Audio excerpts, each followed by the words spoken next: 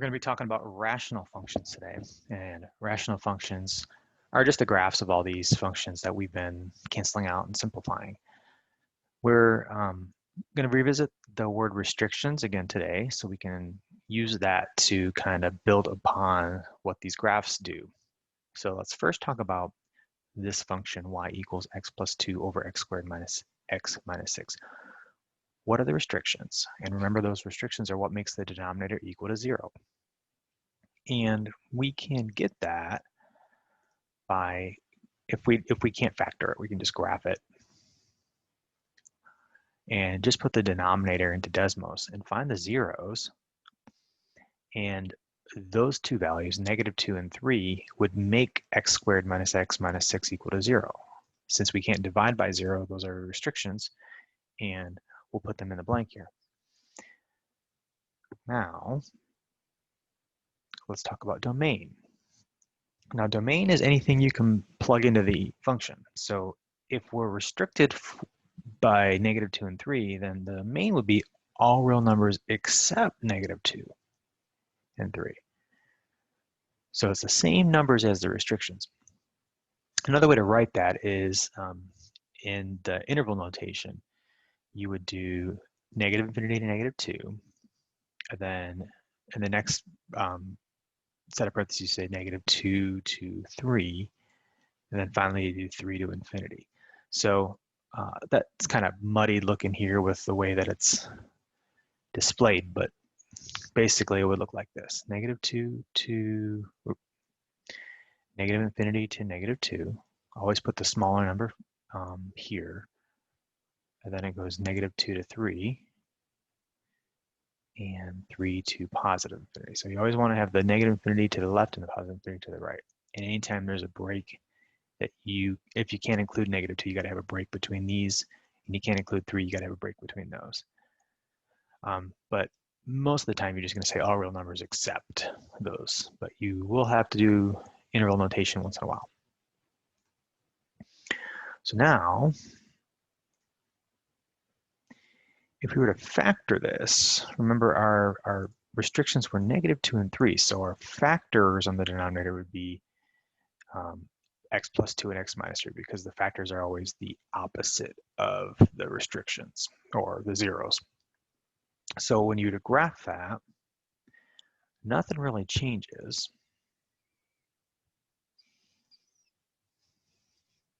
In fact, if you go back up to the original function here, and you were to graph y equals fraction bar x plus 2 over x squared minus x minus 6,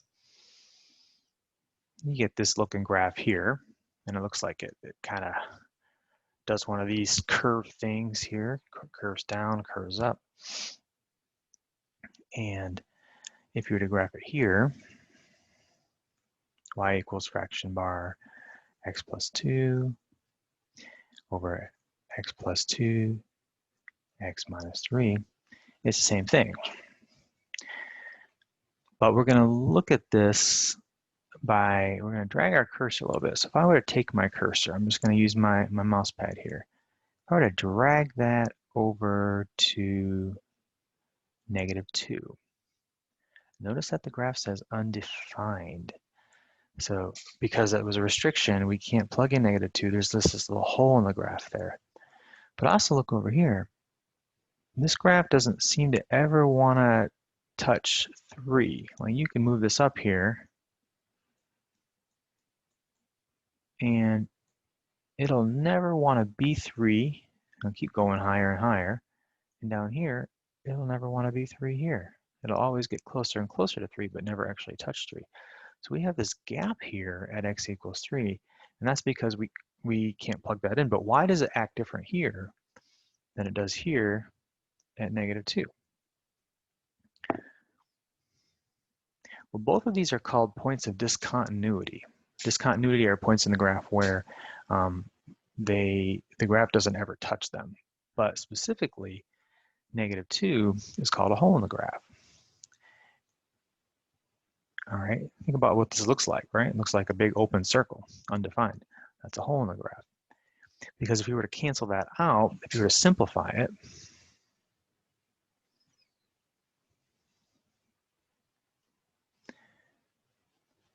That would just be 1 over x minus 3. And this graph would look the same, but it wouldn't produce this little point of discontinuity because we had canceled it out. So holes in the graphs are removable points, points that we can take out when we simplify the graph. So removable points are holes in the graph, open circles. And they're removable because we could literally remove the factor from the top and the bottom x plus 2, and that graph would look the same. The only difference is there wouldn't be that hole in the graph at -2 when I graph this. Now, which one can we not remove? Well, that would be the 3, right? I can't cancel out an x minus 3. I'm still left with, when I factor this 1 over x minus 3, I'm stuck with this 3 down here. So that's called a vertical asymptote. All right, new term here, asymptote. Asymptote is a line that the graph approaches but never touches. So it's a line that the graph approaches but never touches. And vertical asymptotes are non-removable. So x equals 3. X equals is a vertical number. That would be considered a vertical asymptote in this problem. So I want you to graph a couple things. I'm going to go back to the original equation again. Do y equals fraction bar x plus 2 over x squared minus x minus 6. Okay, graph that equation. And then in the next line, graph x equals 3.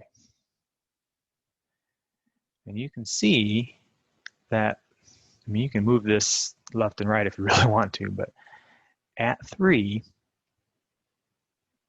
that's the magic number where that graph starts to act really weird around it. So imagine this line equals 3 and the graph wants to touch it, but it never touches it. And the same thing up here, that's your vertical asymptote. Whereas at -2, again, we have a hole in the graph at -2, but the line doesn't act weird around that because, well, because if we were to cancel out that factor, it wouldn't matter.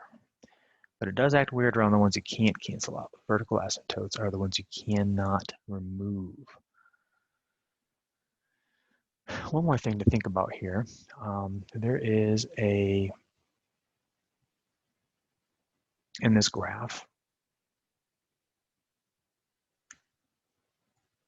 a horizontal line.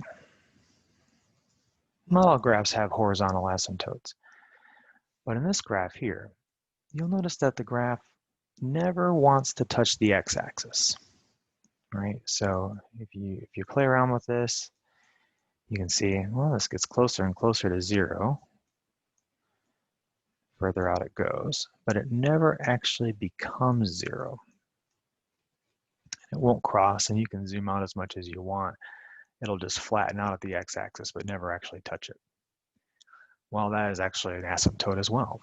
So a horizontal asymptote is a line where the graph, horizontally will never touch. It'll approach it, but never touch it.